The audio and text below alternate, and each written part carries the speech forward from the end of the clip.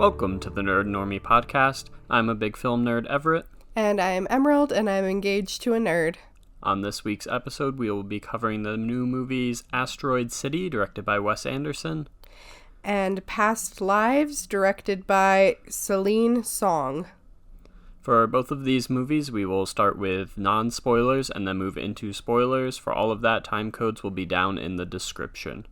All right, here we go. You're not here. We're not there. The car exploded. Come get the girls. I have to stay here with Woodrow. I'm not the chauffeur. I'm the grandfather. Where are you? Asteroid City, Farm Route 6, mile 75. All right, Asteroid City is the new Wes Anderson movie. It stars Jason Schwartzman, Scarlett Johansson, Tom Hanks, Jeffrey Wright, Tilda Swinton, Bryan Cranston, Edward Norton, Adrian Brody, Liev Schreiber, and everybody else, and also Jake Ryan, who is pretty much an unknown, I would say. He doesn't even have a Wikipedia link, and he plays the son, and I had to scroll really far down to be able to find his name. But yeah, it is classic Wes Anderson. It's got all the visuals you come to expect from him. It's got the weird, quirky performances. It's got an all-star cast that only he can bring together under budget. And yeah, I liked it. I didn't. All right, in terms of what this movie is about, Jason Schwartzman is a war photographer, and he has a son who's like a nerdy genius boy who loves space, and 3 little daughters who want nothing more than to be little witches and vampires and cook potions.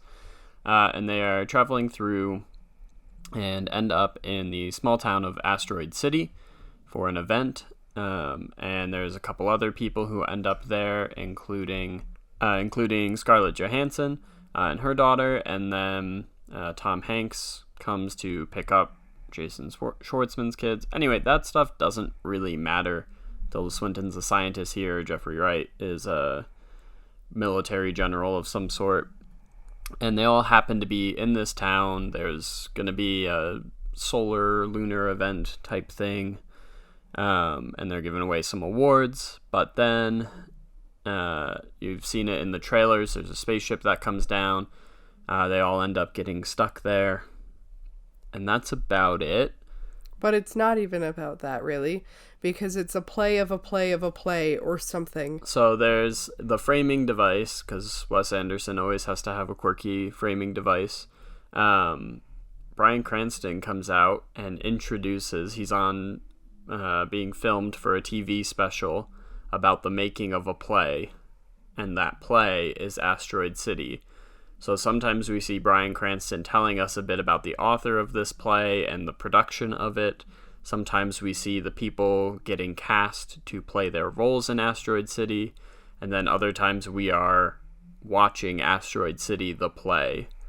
And I will say, it is not as cleanly done as some of his past movies. I was a little confused on who is who and who is when and why and where. It can be a little tricky in that sense. Grand Budapest Hotel has kind of an author's book being told by somebody at like all these layers. But that doesn't really impact the story in the way this one does. And then again, like he's done The French Dispatch, which is the newspaper and all the different authors and stuff. But yeah, this one, it intercuts between those 3, and they kind of impact each other in weird ways. And it did make it a little difficult because I couldn't always remember who was who. And everybody has weird, crazy names and roles and jobs and appears for 5 minutes and disappears for an hour and then comes back for 5 minutes, and it's hard to kind of keep track of some of that stuff. Yeah, and there's no real plot. Like, I guess the plot is spaceship comes and then they're stuck in the desert in the middle of nowhere.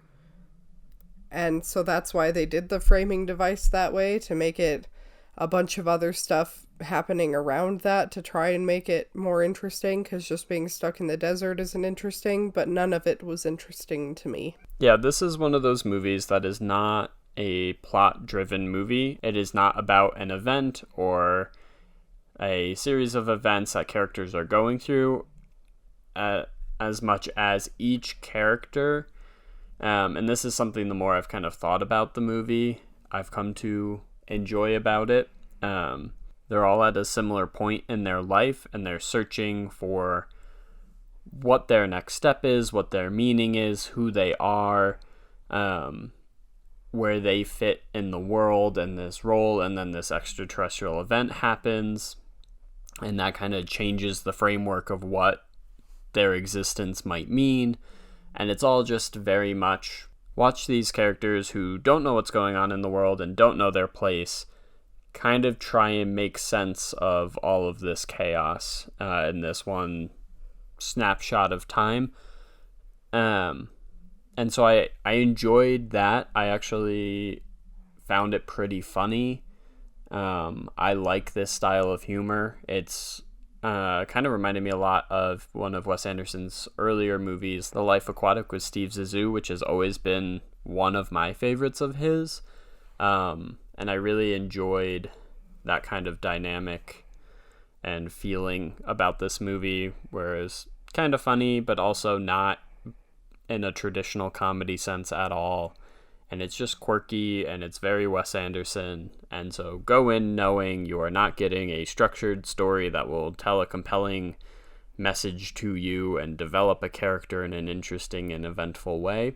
But that is not to say don't go see it, because I do think it is worth a watch if you are interested in these types of movies.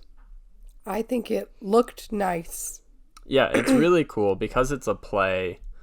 All the like sets and stuff, they're huge set and sound stages that are made to look like the desert, and then there's just like the painted cardboard cutouts of the mountains and all of that kind of stuff. And you know, living in Utah and taking trips down to Arizona and over to Nevada, we've driven through places like Asteroid City, and it's kind of fun to see them in these whimsical, cute little bits. And there are some touches of stop motion animation and stuff that's kind of fun.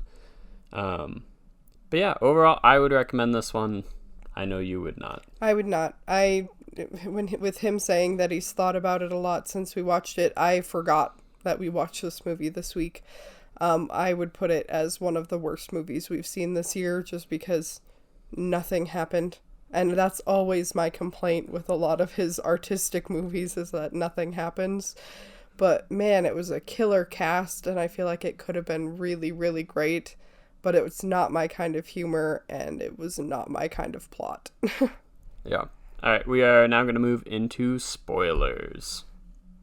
All right, spoilers for Asteroid City. I guess the biggest spoiler would be when the spaceship comes down, an alien does come out, and he's fun, stop motion-y, and he comes down, and he's real cute and awkward. Yeah, and he's really cool looking. I liked him a lot. Yeah, I really liked the way they both, like, the design of him was kind of fun, but also just his, like, quirky, his mannerisms. He was so shy and awkward and, like, had stage fright.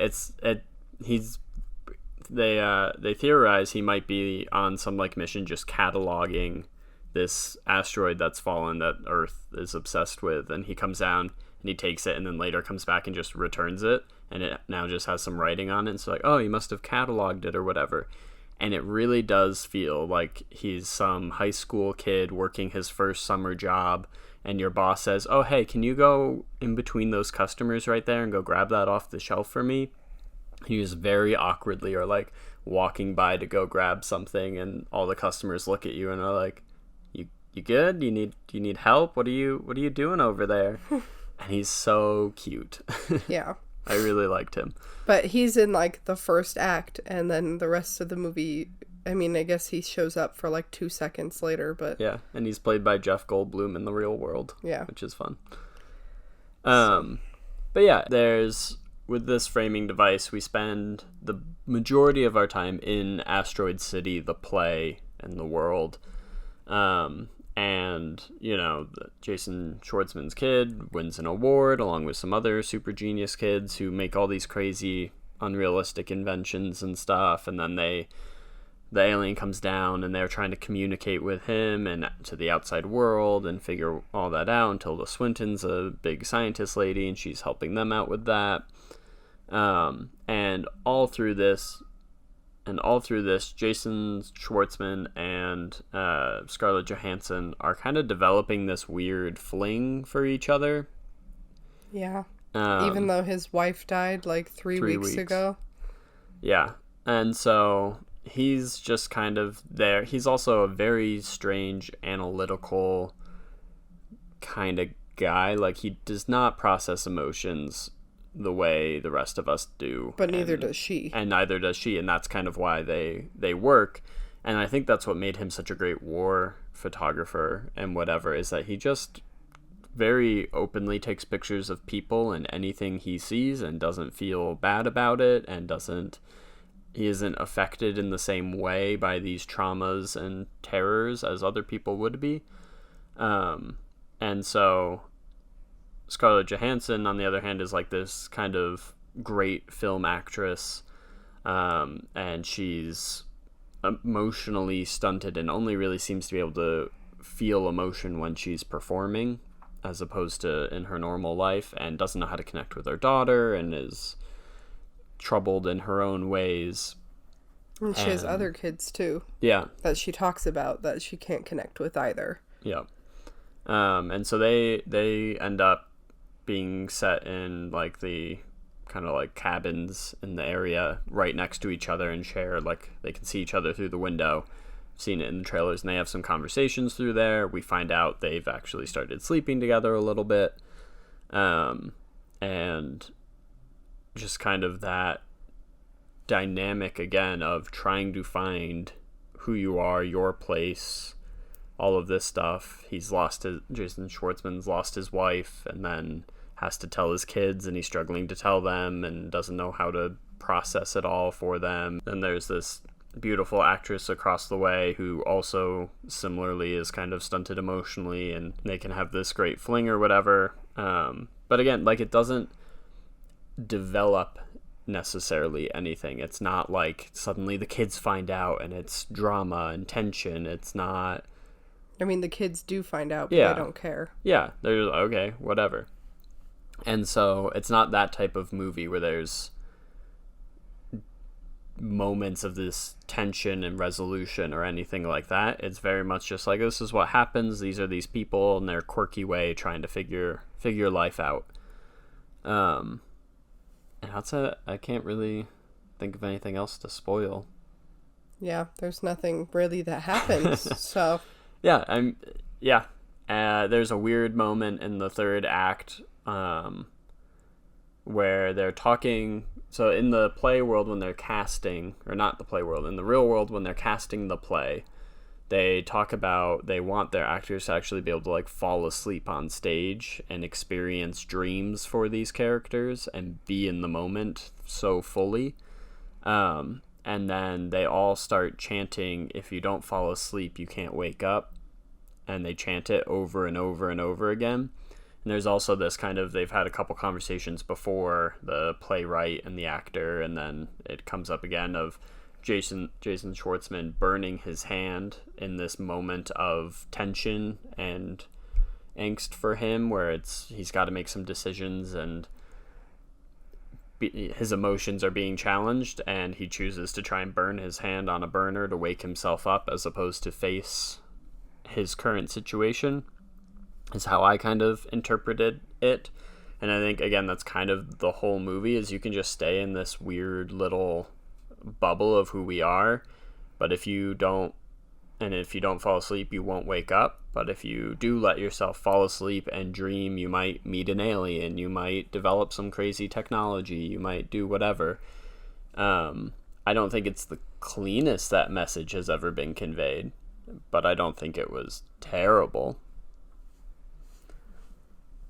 I'm guessing you did. I didn't know what the message was. Okay. I didn't get it. I liked the art style. I liked the way it was shot. I liked the people in it. Almost every single actor is someone I very much enjoy. Did not care for the movie. All right. What would you give this out of 10? 1. I'm going to give it a 7.5. I don't think it's the best of Wes Anderson. Certainly not his worst. and I enjoyed myself. Cool. All right, that wraps up our thoughts on Asteroid City. What do those pulses indicate? What? Oh, the beeps and blips? We don't know. Some of our information about outer space may no longer be completely accurate. All right, my pick for this week was Past Lives, directed by Celine Song. This stars Greta Lee, Tao Yu, and John Magaro as the main people, I would say. It also has a few child actors as well who play them when they're young. But yeah, mostly stars those three. This is about this girl from South Korea, and she's about 10 or 12 years old, and her family decides to immigrate to Canada. And while she's in Korea, she is really close friends with this boy who goes to school with her, and they kind of compete educationally. They both tell their moms that they have a crush on one another, and they go on a date. And then, yeah, they immigrate, and it kind of just flashes forward to different points in their lives.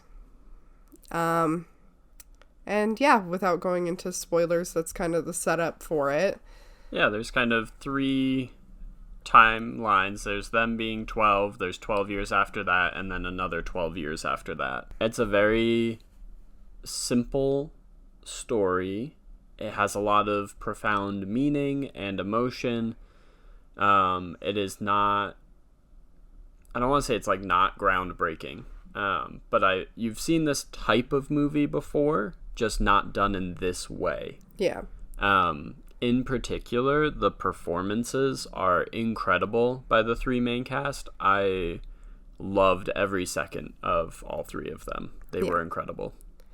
Yeah, I mean, it's good, it's cute. I think there's definitely people out there, this will resonate with you deeply and may be an incredibly emotional movie for you. I didn't necessarily feel that. I teared up once. This is probably a first. I don't think I teared up at any point in this movie, and I cry at everything. He does. But that's not me saying there's no emotion in this movie. It wasn't good. It didn't make me cry. And it's just me saying I understand why people can connect with this material. It just didn't quite land for me. And we'll go into that more in spoilers, because I Yeah. feel like him and I have the same reasoning behind why we weren't super emotional with it. But it is a good story. It's acted beautifully. I feel like if it was casted with anyone else, it wouldn't have been... It could have been pretty boring, because it's pretty much just these 3 characters having conversations. Yes, but because of the way they play them, it's very... And the writing's very good. Yeah, it's very good. I mean, I don't really think we can talk about more without spoiling. I guess another thing we could kind of mention here, this movie is, I would say, predominantly in Korean. So lots of subtitles. There are people that bothers. This is a movie that, even if it might bother you a little bit or just not your favorite thing, I don't think you'll notice it too much. You settle right into it. I half the time forgot that I was reading subtitles. And it was not by any means a detractor, and I really liked the kind of conversations about immigrating, not just from somewhere, to speak the same language, but to come somewhere, you have to adopt a new name, you have to speak an entirely new language, and then reconnecting with someone back in your home country who never learned that new language, and you have to relearn it in order to communicate with them, even. Yeah, because you haven't really been using it in a decade outside of when you talk to like your parents. Yeah, and definitely never written in it. So. Yeah. So I really, there's subtle details like that Celine Song, the director, really nails and brings to life in a very realistic way, I feel. Again, being someone who's only ever lived in the US. I guess I lived a year in New Zealand, but English-speaking countries. So it felt realistic, and I enjoyed that aspect of the story, and that a chance to get a glimpse into what that life must be like. and the pros and cons of taking that step and leaving your world behind. And there's good that comes from it, and there's bad, and there's also just a whole lot of stuff that just is. It's not good or bad. It just is a fact that you now live somewhere different. Yeah. So yeah, we're gonna head into spoilers now. All right. So yeah, like we said, the main plot, they're together when they're 12 and they go on a date, and then she immigrates to Canada, and then it flashes forward 12 years and she's living in New York trying to be a writer, and they reconnect. And it seems like this time they're actually going to be able to go into more of a romance for them, but they realize with him in school and going into China to learn the language on an exchange program, and her doing her writing and everything, they would never really be able to visit each other, so she kind of cuts contact with him, and it's only supposed to be temporary, but then she meets her husband, the man she ends up marrying, and he meets someone who he's with for a long time, and they just never get back in contact. And then 12 more years pass and he finally comes to visit her, and yeah, that's the story. There it is. Yeah, I'd say they spend the least amount of time with them as kids. It's a simple relationship then, because it's a childhood friendship. It's your best friend. We've all had our best friend as a kid and know what it's like and how much you care for them, whether it's romantically or not at that time. And then also everyone kind of like develops a crush on somebody close to them when you're young and trying to figure out your emotions. They develop a crush on each other. Makes sense. And so it doesn't spend a whole lot of time trying to make you believe that, because you just do. And that works really well. And then they spend a long time on that reconnecting 12 years later, and that was really interesting to me. I have friends who live on the other side of the world that I try and keep in contact with as much as I can, and it's hard. And time zones make it difficult, and you're busy, and over in New Zealand and stuff, they're a day ahead, so it's like, okay, hold on, it's still my weekend, but they're already back to their work week, so we only really have like one day a week we can talk, and it makes things complicated. And she is an incredibly ambitious person, from being a child wanting to win the Nobel Prize to then a Pulitzer, and always just kind of adjusting to whatever goal aligns with her moment. She goes for it all in, and that's just who she is. And because of that and the amount of time, and she finds herself wanting to have these conversations, obviously they're kind of falling in love with each other again. And it's taking up a lot of her time. She's going to classes and finding herself, instead of working on her writing or, doing what she should, quote unquote, should be doing to achieve those goals, she finds herself having conversations with him and working on her Korean, flights. or looking at flights to, when could I go? I've got this, but then I could maybe go here and spend my money on that instead of another class or whatever. And it's very difficult to maintain a relationship like that and be as ambitious and driven as she is. Yeah, and I do think she would have ended up with him had he visited her. Because there are multiple times where she's like, when do you think you could visit New York, or you should visit New York? And he says, why would I? Yeah, there is a little bit of that, like, Korea is what he knows, and yeah, he's going to like China for an exchange program, but he's lives in Korea, he grew up in Korea, he stayed in Korea. He lives with his parents still. He's very traditionally Korean in a lot of ways. He did his mandatory military service, all of this stuff. So he just is like, well, why would I go to you? You would come back to me. That's how this works. Like, we met each other here. Yeah. Whereas for her, it's like, well, I'm not taking a step back. Like, I'm not going back to Korea. I came here to achieve stuff that I have not achieved yet. So I'm staying. And so there's... But I also think it's the fact that he said, why would I? Because she's in this point where she feels like she would be enough for him to come visit. And he just... I don't think he means it in like a mean way, but saying, why would I? And then later he asks her when she would come visit, and she says, why would I? And that's kind of like that's the end for them. They've made it clear that they can't be together. Yeah. And at that point in their lives. And I think there's a little bit in there, like they're especially, he's embarrassed to kind of admit that he's missed her and has feelings for her and all of this stuff, and they're unable to talk about that depth of their relationship. And so those why would I moments, I was waiting for one of them to be like, because I love you, and then the other to maybe get cold feet and pull back or something, but instead they just kind of like awkwardly will look at each other. Yeah. And it's because like when they're growing up together, she's such an emotional crybaby, and I feel like that's the person who he's expecting her to be. But when she moved to America, she realized that like she didn't have that kind of friend to support her while she stood there and cried and cried and cried because he wasn't there anymore. So she stopped showing that emotional side. So like he's waiting for her to be the emotional one and be like, because I love you. And he's not really willing to be that person. So they kind of miss each other, you know? Yeah. And so she's like, okay, I'm doing an artist residency. I'm really going for my writing right now. I think we need to, like, you're taking up too much time of my mind and my abilities right now. Let's take a step back.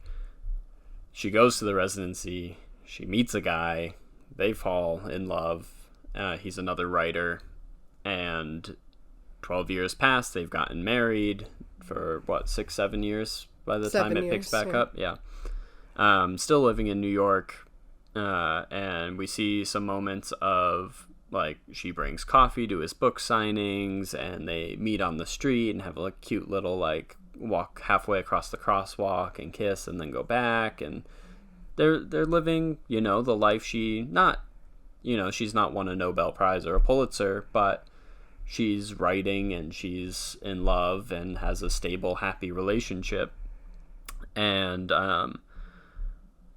Hong Sun just broke up with a long-term girlfriend that he met and is getting drunk with his friends and decides to book a flight to New York.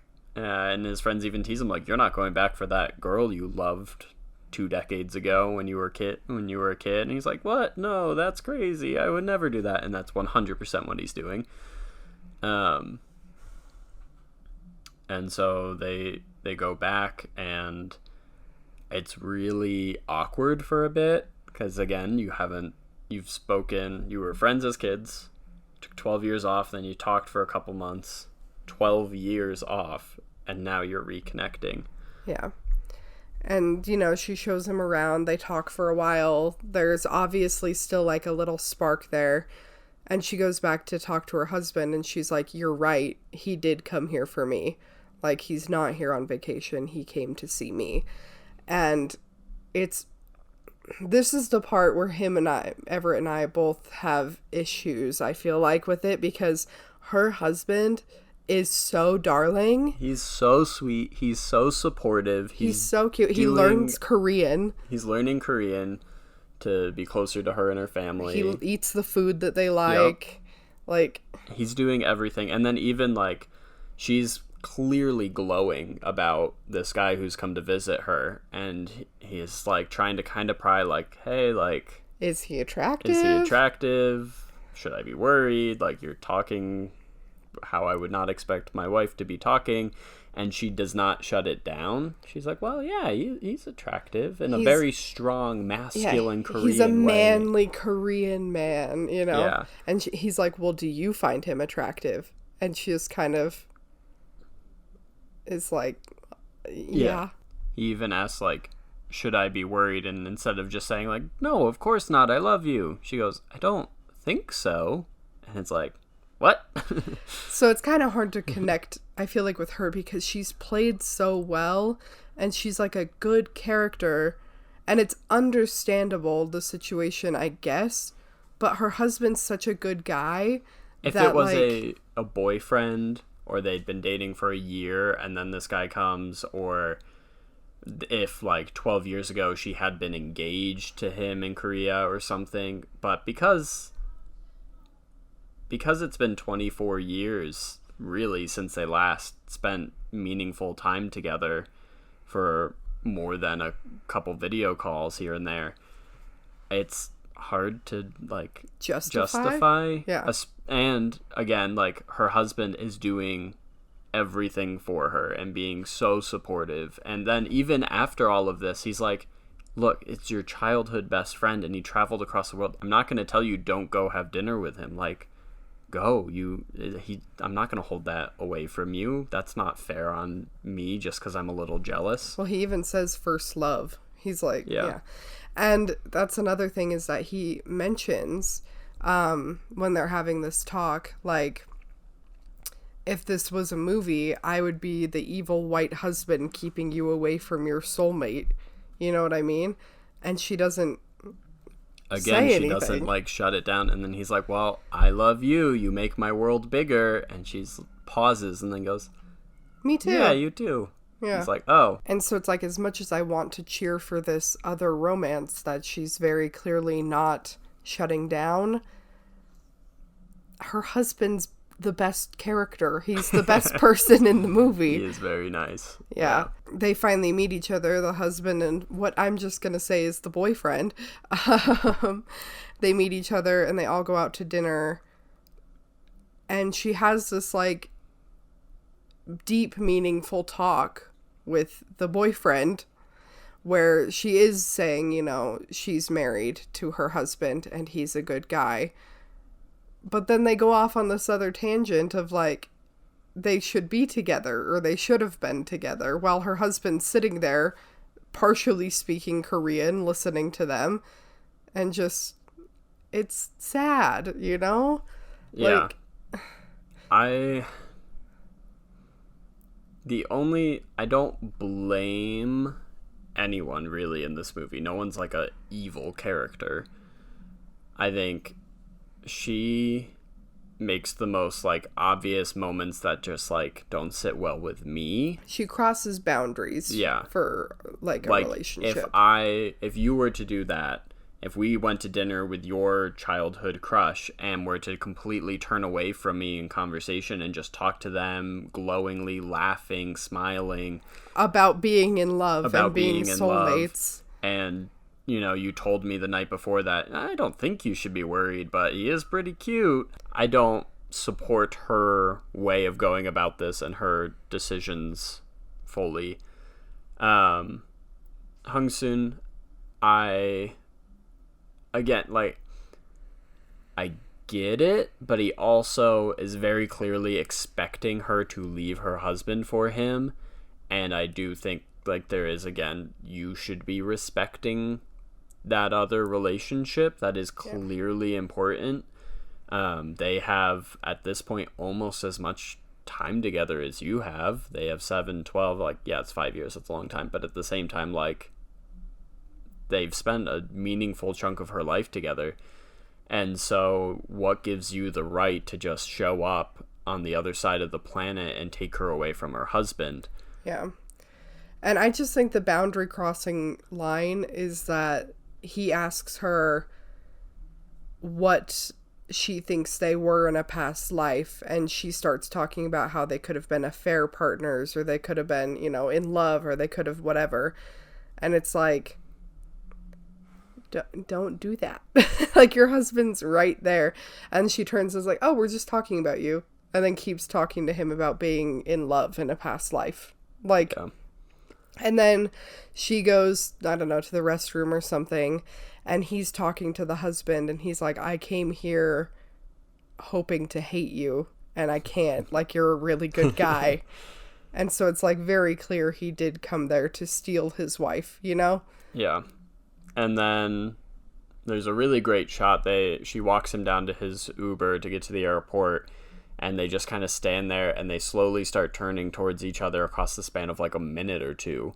And I'm like, oh my God, they're going to kiss, they're going to kiss, they're going to kiss. And then the Uber shows up, he leaves, they don't, she walks back, and then her husband comes down to like greet her at the door. And she just breaks down crying, and it's the first time that she cries since she's an adult. Yeah. And that's the part that I kind of teared up a little bit, just because it's like, and like, it's sad because, you know, she's with this person who's finally bringing out who she originally was, but also she's staying with this super supportive husband who's accepting the fact that she's in love with this other man. Yeah, and I think that's where, like, it didn't quite affect me, because I was just like, oh, I feel bad for that husband. That's going to be so, like, are they going to be able to get through this? Yeah, how do you carry on after that? And so, and then that's it. It's over. And so I was just like I wasn't so sad for her that, oh, she's finally crying again and what a hard time she's had. I was more like, man, that poor guy. Yeah, and I turned to him right when it ended, and I was like, oh, he deserves so much better. And it would have been easier to cheer for them if he was an evil white man, but he wasn't. He was so sweet. They talk a lot about, through the movie, at various points, the Korean concept Inyeon, and that's the idea of past lives and certain people. Well, anyone who you even brush by and touch in your life. Yeah, anyone you have a connection with, there is a reason for that in a past life. And then the people you truly connect with, it's because you've had this relationship built up over thousands of lives. Yeah, like if you marry someone, you've had 8,000 lives together. Yeah. And so if you, like, fully believe in that, then you can kind of understand their reasoning for, like, why he's coming back and why she feels so strongly about this, because they're fated, quote unquote, to be together. But there's also the fact, and she mentions this at the end, like, maybe this is one of our past lives, and we brush so close together in this one, but in the next one, or 10 lives from now, is the one where we're actually going to be together. And that's kind of messed up, because he's like, yeah, see you then, whatever.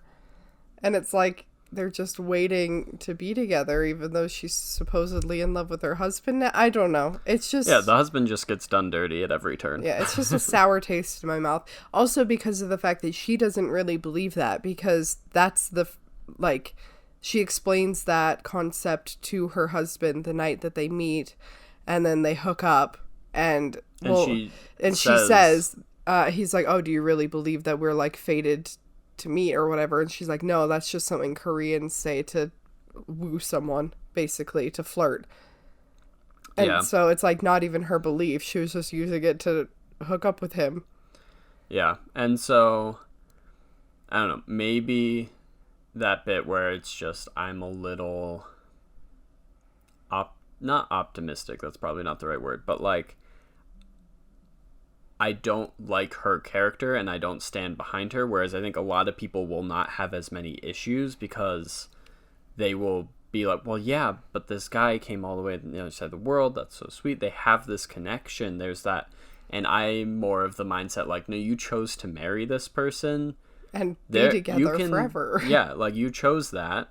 And if you truly are like, oh, no, we are not meant to be together, you don't just slowly do that while kind of still being with him, kind of exploring this other option. Like, that's cruel to your partner, and there's very clearly, like, emotional cheating and stuff, and that's, for me, did not sit well. Whereas I think there are going to be people who have experienced that themselves, where somebody comes back from your past and you just get overwhelmed with all these emotions for them, or, you meet someone and it feels right in that moment, like everything's the way it's supposed to be, and so I think that's what holds this movie back for me. Not in that it's bad or wrong, I just wasn't able then to support the main characters. Yeah, it crossed a lot of our relationship boundaries, so I just don't think we could.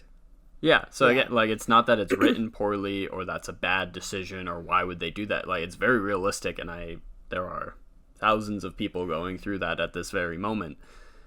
It's just, it made me not like the people that I kind of think I was supposed to if I was going to have an emotional reaction to this movie. So what would you rate it? Despite kind of ending there on a sour note, I am going to still give this an 8.5. I'd give it about an 8. Yeah, I think there's a lot of really good here. Yeah. But it doesn't crack that upper echelon of films just because I didn't relate to it. For me, it's like a lower 8. I don't like doing like a 7.8 rating because I think that's stupid, but it's on the lower end of my 8s that I've given. It would be on the higher end of my 8.5s for me. But yeah, it doesn't quite hit that upper echelon of film for me, because there is so much of film is the art and the emotions it makes you feel. As beautiful and amazing as a movie as this can be, if it doesn't connect with me, I can't give it a perfect score. That's fair. There's a word in Korean, 인연. It means providence or fate. Do you believe in that? That's just something Koreans say to seduce someone. All right, thank you for listening to our podcast this week. Make sure you follow us on Instagram and TikTok at Nerd and Normie, and tune in every Monday for a new episode. And if you're listening on an audio platform, please give us a 5-star review. It really helps us out. And if you're on YouTube, please like and subscribe. Thank you.